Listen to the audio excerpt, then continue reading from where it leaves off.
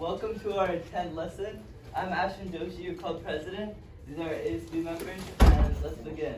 Alright, so I thought before we do anything, let's just do some realistic real world examples. So I'm gonna show you two situations and hopefully those help you better understand credit scores and then general credit cards. So I'm just gonna have Hamza come up. So Hamza is gonna be the bank in this situation, and I'm going to be the credit card holder, right? He's gonna be the bank who gave me the credit card.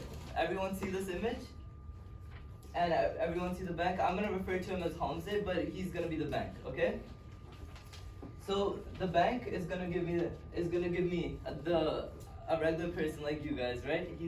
The bank's gonna give me a credit card, and basically, when I start using this credit card, I'm basically using, because that's my bank. Whenever I'm making purchases, I'm buying it on credit. He's giving me the credit from his bank to let me buy those purchases, right? Like, as easy as that sounds, a lot of people get that confused. When you're buying something, like suppose I'm at Walmart or something, right? And the price, and I buy groceries, and it's like $50. And then I use this credit card. It's different from a debit card where it comes from my own money. It's coming from his money. So basically, because the bank, Hamza in this case, he is the bank, he kind of gets to make his own rules because it's his money, right? Whatever, until I pay Hamza back in the end of the month, typically you'll have to pay your statements in the end of the month. Until I pay Hamza in the end of the month, technically whatever stuff I'm buying is technically his. You have to think about that. Whatever I'm buying is technically his until I pay him back because it's the bank's money, right?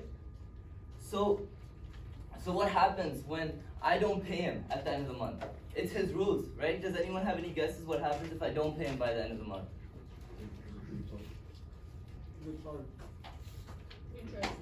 Interest, yes. So then I get charged an interest rate, and guess at whose discretion? Guess at whose choice? Not mine. Whose choice is going to be the rate? The bank. So if he wants to charge me 25% interest, typically it will say before, but the rates are going to be around 15 to 30%.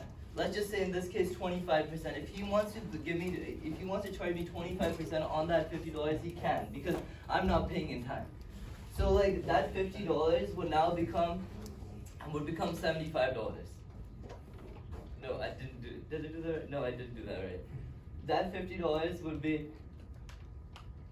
It would be $62. It would be $62.50, which may not seem that big of an increase, but when you start thinking about it in bigger bills, it's gonna be a lot more. Like 1,000, that will go up to 1,250.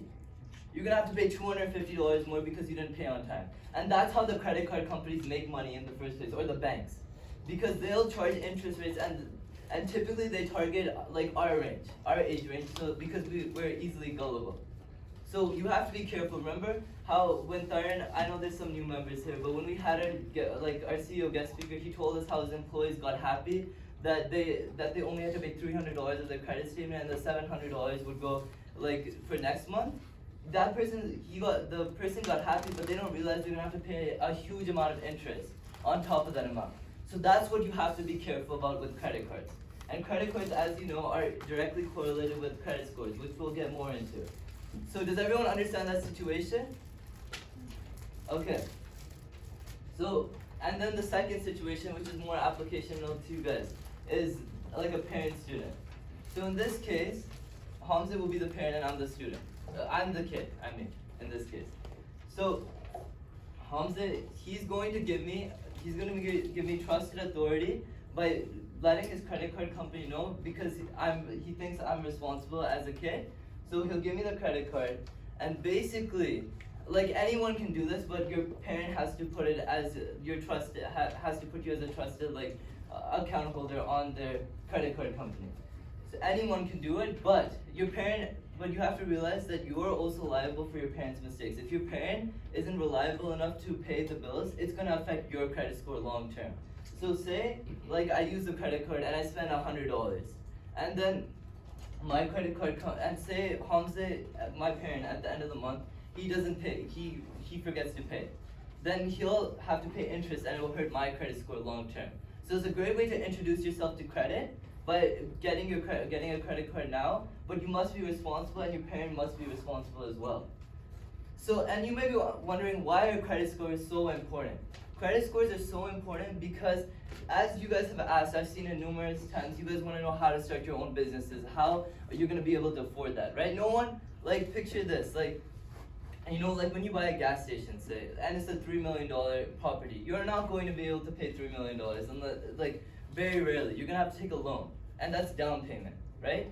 And say the down payment is typically, it's about 10 to 20%. So say I pay 300,000 of that $3 million. That's gonna be to get that $2.7 million remaining in loans, I'm gonna need a high credit score. Do you guys understand that? And the only way to get a higher credit score is by using credit cards and by by taking loans and such as that, like car loans and stuff. These are all things that will boost your credit scores. So I kind of wanted to give an introduction. Like everyone can have their credit card, but you have to be like responsible. Like as I said, these big companies are rooting against you. They're trying to make as much profits as possible by putting you in debt with the interest rates.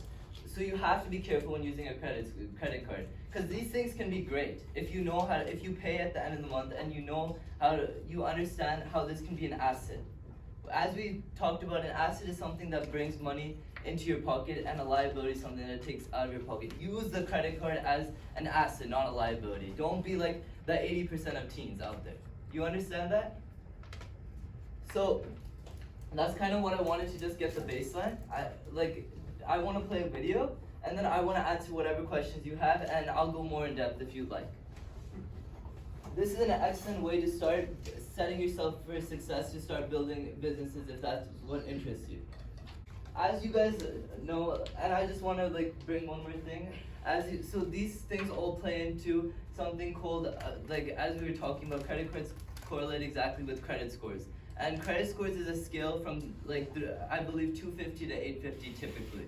And basically, to get the lowest interest rates and the best loans you can, you want to score in the 750 to 800 range.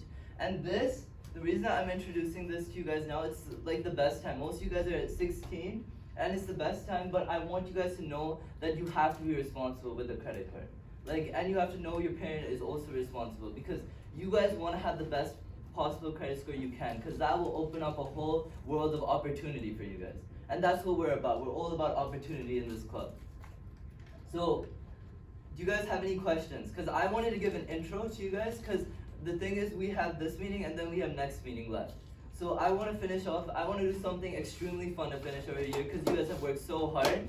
So I want to go more in depth of it next year. So any questions now would be appreciated, and for those, yeah. So any questions? Do you guys think you understand the premise of it? Okay, that's good. I'm seeing nodding. Okay, so can we carry on, or no questions whatsoever? So much for coming, and I'll be handing out snacks right now.